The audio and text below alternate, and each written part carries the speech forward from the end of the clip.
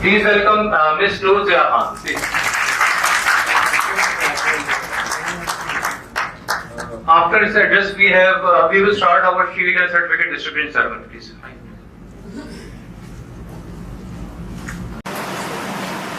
I will try to keep this as short as possible because I know everybody's kind of getting hungry and you're waiting for your shields. So firstly, Assalamu alaikum everybody. I'm both humbled and honored to be recognized for the small initiative that I've taken since last year to improve our online presence. But before I begin, just a quick show of hands. कितने लोगों ने मुझे पहले या तो देखा है या सुना है या कुछ भी पता है? Just a quick show of hands. All right, excellent, not bad. I was expecting this. So for those who don't know me, it's all right. I am probably most familiar with your names, if not your names, your faces, because of the conversations that I have with my father almost every day. Our dinner table conversations usually revolve around what's new at Prime, what's happening, who's the key performer, all of that stuff. And that's why I feel like I've really grown up with Prime. I closely associate myself with it. And just to share one of my fondest childhood memories, I just remember, this date backs to when I was barely 12 or 13. So I remember traveling with my father to the Ball's factories and just watching those extraordinary smelters work their magic and just wondering, which I wonder what's happening in there, how are they making aluminium? So I feel like that's part of the reason why this familiarity and passion for aluminium has found its way towards me as well. And I feel extremely blessed to have such supportive gentlemen in my life. Their directors, Bakaula Khan and Khalidullah Khan for you guys. But for me, they're my beloved Baba and Chachu. So I'm really happy to have them at my back. But especially, having my father as my mentor, it's been an extremely rewarding and extremely, it's a big learning experience for me as well. So a huge round of applause for him.